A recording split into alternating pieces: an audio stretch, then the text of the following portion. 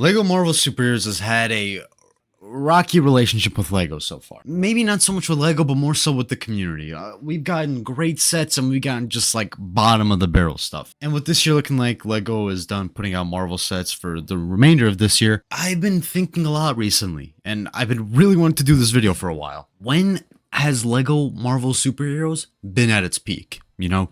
You can say that any Lego theme was at its peak. For Lego Star Wars, you could say its peak was like from 2007 to 2013. For Lego Ninjago, you could say its peak was from 2014 to 2016. You know, every Lego theme has had a peak, and obviously it's not the only time the sets would ever get good, but at that point, the sets were like perfect. And it really gets you thinking, when was Lego Marvel at its peak? Because whenever I see these new sets leak, everybody's got something to say about it. I'm going to cover the different eras of Lego Marvel. You know, we have from 2002 to 2004, that's the Sam Raimi Spider-Man stuff.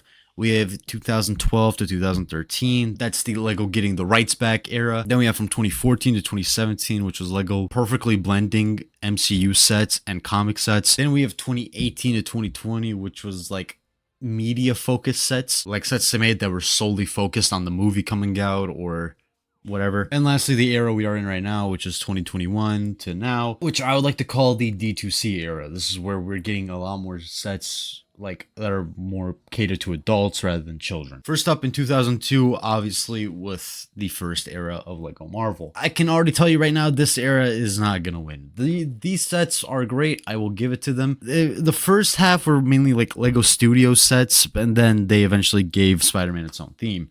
There are 4 sets that I really do want to highlight here, and 2 are from each film. For Spider-Man 1, it's the Origin set. I think this is a fantastic idea for a Lego set, and they need to redo something like this now. And also the Final Battle set with that bridge. I think that's a great set. I can't remember the name off the top of my head right now, but you'll see it on screen. I think this is the design that Lego based the Web Warriors Bridge Battle set from 2016 off of. And honestly, for the early 2000s, this was a pretty good set. And then for Spider-Man 2, we have the train battle set. I think this is a great set, even though it is just a train. And also we have the Doc Ock's hideout set, which I think is a pretty good building, and you get some nice minifigures in it. The thing with the rest of the sets, they're just not as great. They're just pretty plain builds, nothing too special about it. You got some good minifigures here and there, but all in all, it's just not the best. So far in our ranking, this is just at the top because it's, you know, our first era, so we're obviously gonna have to keep it at the top. And I did also forget to mention, we are going to be ranking every era as we go, so you can see what is the best and what is the worst. Then in 2012, when Lego got back the rights for Marvel from Mega Bloks,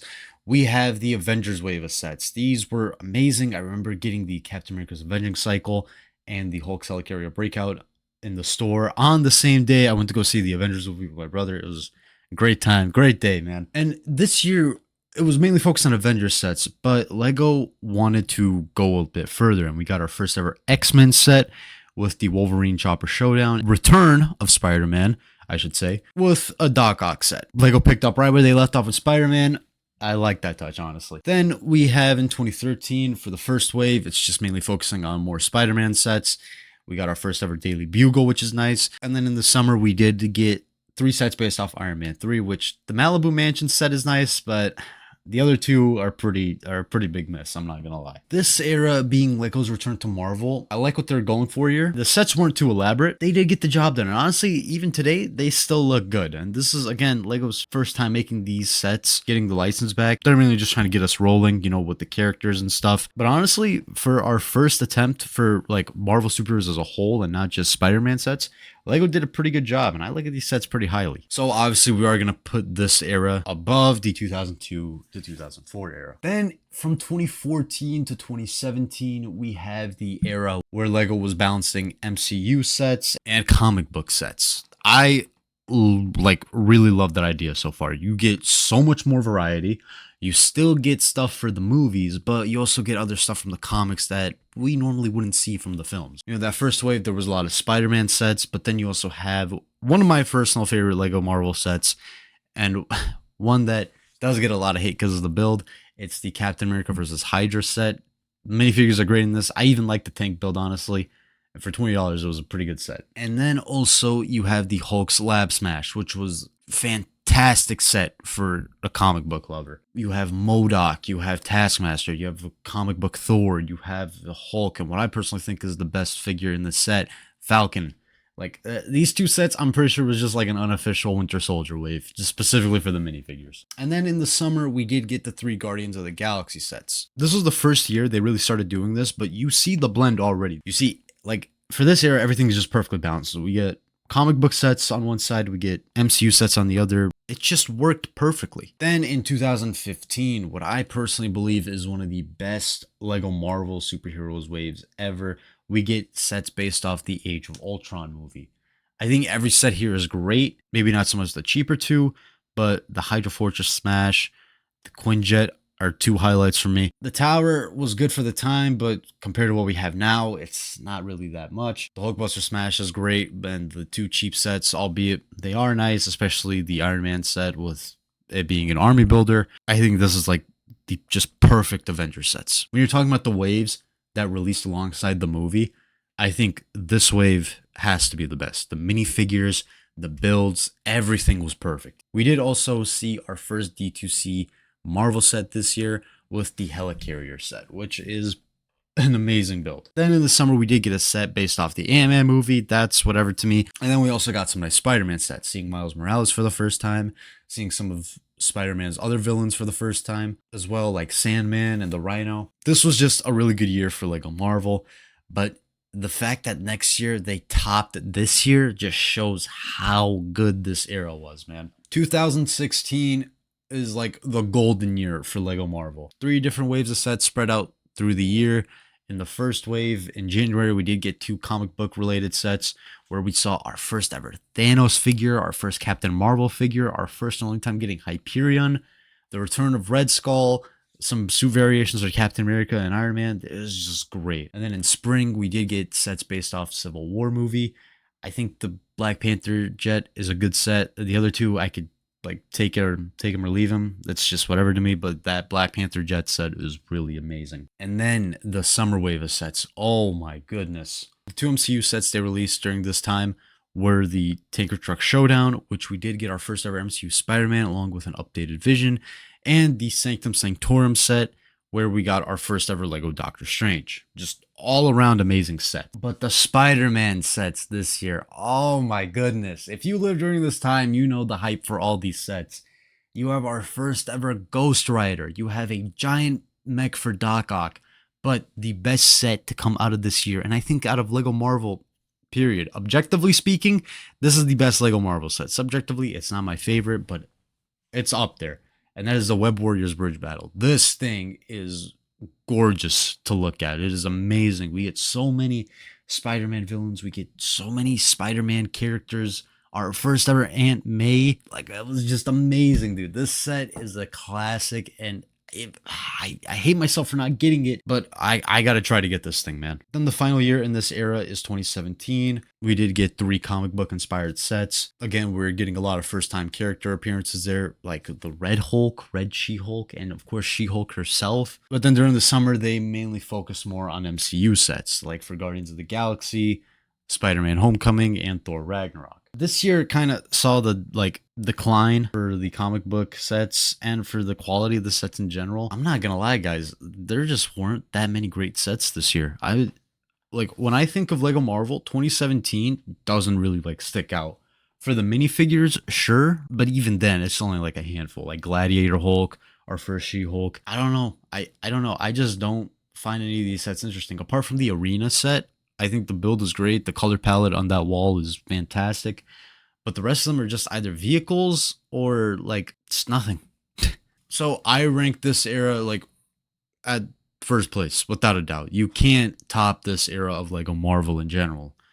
I think I kind of spoiled the rest of this video for you guys, but stick around because we still got some other eras to talk about. Then from 2018 to 2020, we get our 4th era. I like to call the MCU sets and then the Spider-Man add-ons, because we were getting a lot of Spider-Man sets. But then for movies, we were getting just tie-in sets. We weren't getting anything else from the comics. We were just getting Spider-Man sets on the side. However, that mostly started in 2019, but in 2018, we did get sets based off Infinity War. And yes, I still believe the Age of Ultron sets are better than these, but these Infinity War sets are also great. We did also get sets based off the Black Panther movie, specifically 2 of them, but people were mainly hyped for those Infinity War sets, and for good reason. We have our like a fully built Sanctum Sanctorum. We have a great like Wakanda Fortress build. We have a great new Guardian ship to add to the collection. It was all just great, and every set came with an Infinity Stone, and the Gauntlet actually came with the Guardian set. I will never forget finally getting the Sanctum Sanctorum and completing that Infinity Gauntlet, dude. I was so happy when I finally finished it. Oh, you have no idea. I believe this is one of the only few times I completed a Lego Marvel wave. And then they ended up releasing one more set in the summer to tie in with the Ant-Man and the Wasp movie. But then in spring, we did get the Endgame wave of sets, which a lot of people didn't like because of the quantum suits. The builds were okay. I think the Quinjet build is amazing. The War Machine mech is good. The Hall of Armor was good for the time, but now we're just getting way too many of them, man. And the compound build was a neat idea, it just didn't look the best. Then in 2020, we did get a few more Spider-Man sets, of course, but we would also get sets based off the Avengers video game. Oh man, I don't like thinking of those sets specifically for this game. And also because those sets were bad. Then we also got a few more sets based off the game in the summer. We did get a Hulkbuster, which that canopy piece just looks terrible on that. We also got an updated Avengers Tower, which granted I will say looks good. That looks amazing. And we also have a playscale version of a helicarrier. This thing is bad. I don't like this thing.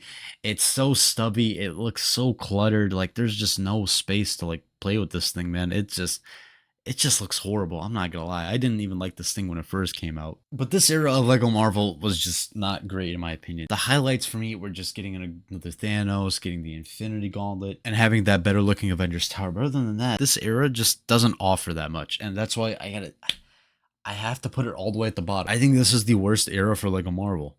The movies were good coming out during this time, but the actual sets were just bad. And the Infinity War wave just cannot carry it, man. I think the Sam Raimi sets are much better than both the Endgame and Infinity War waves combined. Then lastly, the era we are currently in right now, from 2021 to 2025, we are in the D2C era. This era, we are seeing a lot more direct consumer sets rather than play scale sets. And you'll see as we continue on, you'll see like the lack of regular Lego sets for Marvel. In 2021, we did get the Spider-Man wave of sets, of course. You're probably sick of me saying that already. But in the summer, we did get our first modular Lego Marvel set, which is the Daily Bugle set. Just phenomenal, amazing looking set. The other modulars we did get would be the Sanctum Sanctorum, the Avengers Tower, and my personal favorite out the bunch, the X-Mansion set. We were also getting a lot of Infinity Saga sets this year, where LEGO was just going back to the previous movies and making sets based off that. Something LEGO fans have been asking them to do for a long time. 2021 to 2025, we would see 3 CMF series for Lego Marvel. The first 2 series were based off the Disney Plus shows, and then the series we're in right now is the Across the Spider-Verse minifigures, which those are all very nice. But we were seeing a lot of direct consumer sets this year during this era. We were getting like fully built Thor's hammer, Captain America's shield, a lot of construction figures as well, plus another Hulkbuster and a Black Panther bust, which were retailed for $350, which was just absolutely nuts. But in 2023, they did start making these battle sets. And what I mean by battle sets is they like had this black base and then they were just building an iconic scene from the films and then adding the characters to it. I like to call them battle scenes. I don't know what the correct term for it is, but we would see the Endgame final battle one, and then we would get the Spider-Man Far From Home one. Then in 2024, we would get my personal favorite, albeit it was overpriced. It's the Age of Ultron set. Dude, I love that set. I know it's overpriced, I know, but I think it looks great. I have it in my room. And then in 2025, we would get the Airport Battle set, which I think is also, again, pretty nice. The Quinjet build is whatever in that one. But we would also get another Endgame Final Battle set, and this one is arguably one of the worst Lego Marvel sets ever. Actually, I don't even think arguably. I think a lot of people consider it to be one of the worst. This thing is terrible. But this wasn't the only bad set during this era. Lego had a lot of duds this year. Like in 2021, Thanos ship set, they released that for $30. That's not a $30 set. You know what I mean? You gotta make that much bigger. And I think 2024 had probably the 2 most egregiously priced Lego Marvel sets ever. Seriously. We had the X-Men jet, which was our first time getting X-Men sets again for like 10 years, which was $85 for not even 400 pieces, which was just absolutely ludicrous. and then also the Captain America Brave New World set released at the end of that year. I ended up getting that set for $12, and I still feel like I overpaid for it. The Red Hulk minifigure is nice. It's good to see him return. That updated Sam Wilson Captain America is great, but this set is just terrible. That jet build is awful. And for $55 for that set, I'm so happy I did not pay full price for that. Personally, I put this one below 2012 and 2013 and just above the Sam Raimi Spider-Man sets. Simply because of those battle sets. I know they're overpriced, and I know the minifigures are not as detailed in them, but I just love the idea of them so much. You know, they just could execute them so much better. The best era of Lego Marvel, you knew it was coming, 2014 to 2017. We were getting the perfect blend of comic book sets and MCU sets, and they were just doing such a great job this year. We just saw some of the best builds, minifigures, etc. this year, man. It was amazing. All in all, Marvel has had a bumpy road with Lego sets. It's been going up and down way too often. We're just getting so many bad sets with minifigures that are just such poor quality. I feel like we're not getting enough leg printing. We're not getting enough variety in the heroes or villains. Now, I know as Lego Marvel fans, we shouldn't be complaining because it could be much worse, because you could be Lego DC or Lego Batman, because, man, they just stopped with DC Universe entirely with that. But at the same time, I mean, is it really that hard to give characters leg printing? Is it really that hard to go back to doing dual molded legs like you did for pretty much everyone in 2015? I don't know. Lego Marvel is not going to be what it used to be. It is a sad truth, but I gotta say I am still happy with some of the stuff we're getting. Let me know what your guys' favorite era of Lego Marvel was. Please leave a like, subscribe, and comment, and I will see you guys in the next one. Peace out.